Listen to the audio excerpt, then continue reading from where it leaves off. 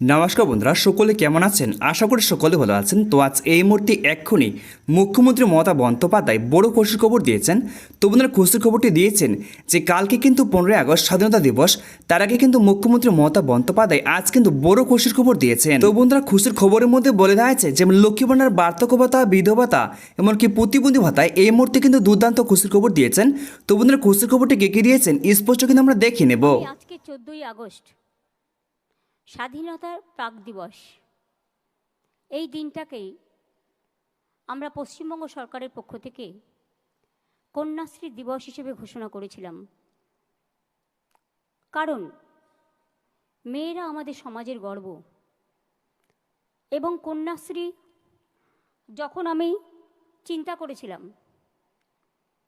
এটা হয়েছিল 13 সালে, এটা 25, এই 1 ডজন মানে 12 বছর হলো।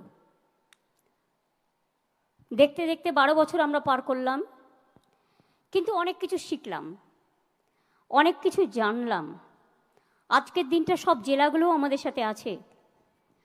তাদের আমরা সকল ছাত্রছাত্রী বন্ধুদের, প্রশাসনকে, শিক্ষক শিক্ষিকাদের, অভিভাবক অভিভাবিকাদের, বিভিন্ন এনজিও থেকে শুরু করে যারা আমাদের সাথে কাজ করেন, ইউনাইটেড নেশনস, ইউনেস্কো, ইউনিসেফ সহ সকলকেই আমাদের পক্ষ থেকে অনেক অনেক অভিনন্দন জানাচ্ছি।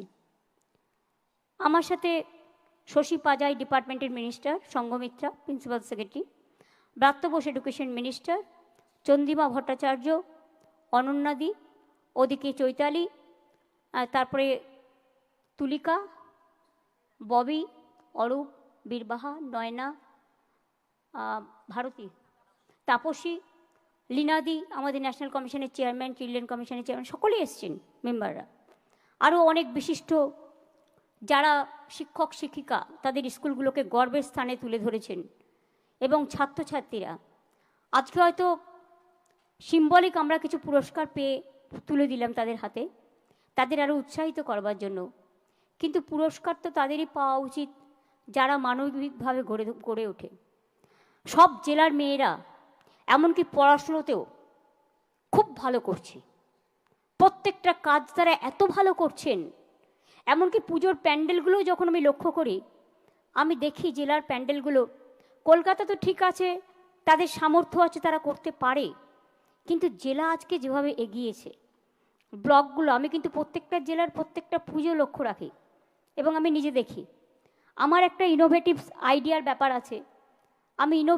আমি সবসময় দেখি ওরা কি করছে, নতুন কি করলো, নতুনত্ব কোনটা করলো, কনভার্জেন্স দিয়ে অনেক কিছু করা যায়। সুতরাং এইভাবে দেখতে দেখতে আমরা পার করে এসেছি। আজকের দিনে আমি কন্যাশ্রীর জন্মদিনে আমরা সবুজ সাথী প্রকল্পও করেছি, আপনারা জানেন। ক্লাস 9-এ পড়ে 2025 সালে উঠেছে এমন প্রায় 12 লক্ষ ছাত্রছাত্রীকে এই মাসের এই মাসের শেষের দিকে আমরা 12 লক্ষ ছাত্রছাত্রীকে সাইকেল দেব, যেমন প্রতি বছর দিই। এবারেরটাও পাবে এই মাসের শেষের দিকে ক্লাস 9-এ যারা উঠেছেন। সবুজ সাথী চালু হওয়ার পর থেকে এখনো পর্যন্ত 1,38,00,000 ছাত্রছাত্রীকে আমরা সাইকেল দিয়েছি। 4,800 কোটি টাকা খরচ হয়েছে। খরচটা যেখান থেকেই হোক জোগাড় করি, সংসার যারা চালায় তারা খরচাটাও জোগাড় করে অ্যাডজাস্ট করে নেয়। আমার গর্ব আজকে এই কারণে যে আমাদের 93 লক্ষর বেশি কন্যাশ্রী বাংলায়। আমি নেক্সট ইয়ারে চাই এটা 1 কোটি হোক, স্পেশাল সেলিব্রেশন ফর কন্যাশ্রী। এই প্রকল্পে আমরা 17,000 কোটি টাকা খরচ করেছি ইতিমধ্যেই। আগে কন্যাশ্রী ছিল শুধু স্কুলে। আমি দেখলাম অনেক বাবা মা চিন্তা করেন, বিয়ে দিয়ে দেওয়ার তাড়াতাড়ি করে প্রেশার দেয় বাচ্চাদের উপরে, তারা পড়াশুনো করতে পারে না, সেই জন্য তাদের কলেজ এবং ইউনিভার্সিটিটাও কভার করা উচিত। আজ কিন্তু সরকারি স্কুলের সবাই কন্যাশ্রী, কোনো ভেদাভেদ নেই, কোনো ভাগাভাগি নেই। এবং কলেজেও তারা কন্যাশ্রী 2 পান, আর ইউনিভার্সিটিতে তারা কন্যাশ্রী 3 পান। তারপরেও স্মার্ট কার্ড আছে 10 লক্ষ টাকার, যারা আরও বাইরে পড়াশুনো করতে চায়, ইঞ্জিনিয়ার, ডাক্তার থেকে শুরু করে নানা রকম কিছু হতে চায়।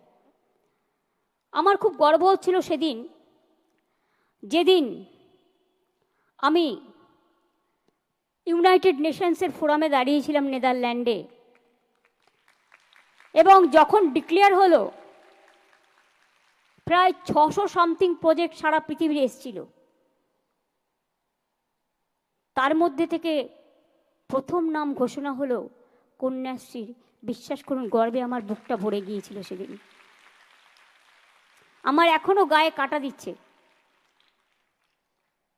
যে মেয়েরা কি না করতে পারে।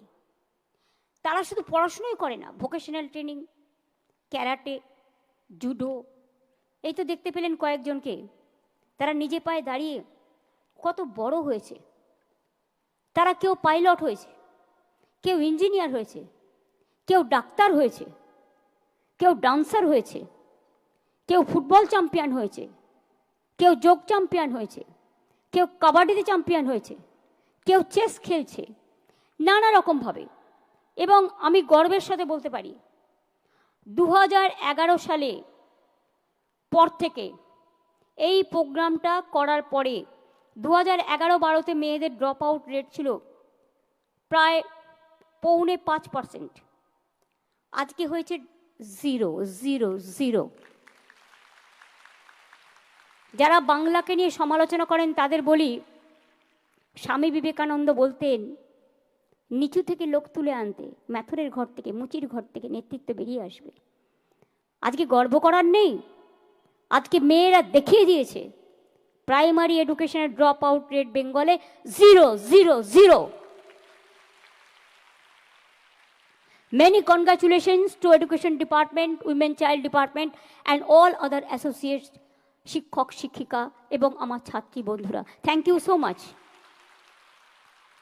সেকেন্ডারিতে 11-12 সালে মেয়েদের মধ্যে ড্রপ আউট রেট ছিল 16.32%, আর 23-24 হয়েছে 2.9%। তার মানে মেয়েরা পড়াশোনাটা করছে ভালো করে।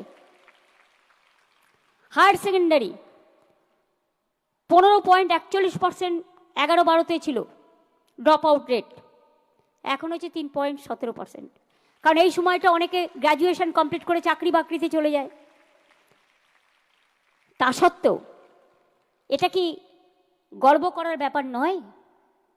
আমরা যখন ছোট ছিলাম আমি দেখেছি, বাবা মারা যাবার পর আমাকে গলার একটা হার বিক্রি করে আমাকে কলেজে ভর্তি হতে হয়েছিল। কিচ্ছু ফেসিলিটিস আমাদের সময় ছিল না, নো অ্যাডভান্টেজ।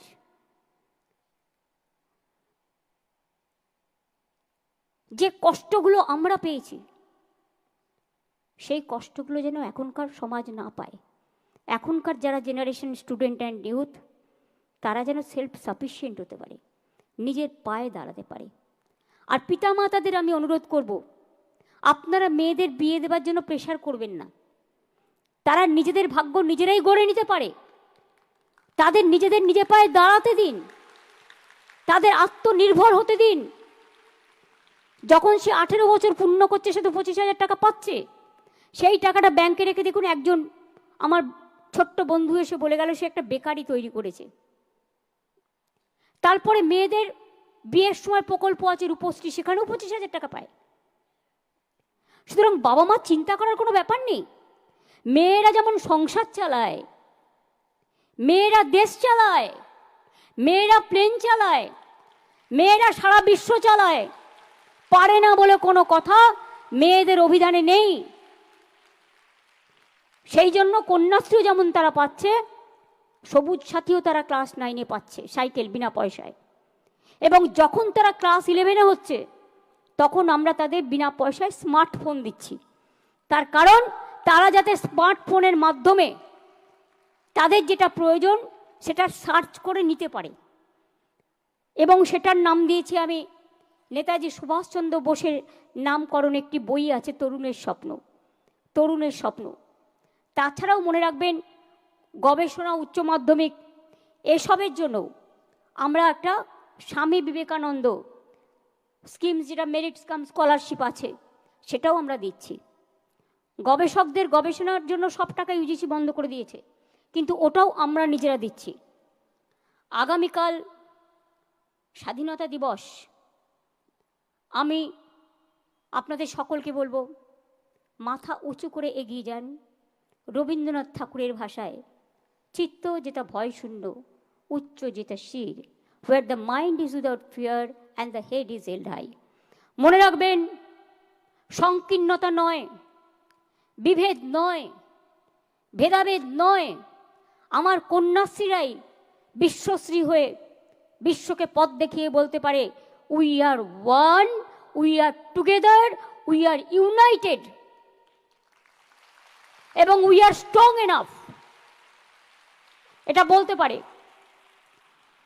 আপনাদের সকলকে বলবো, বিশ্বের মুকুট আপনারা মাথায় পড়ুন।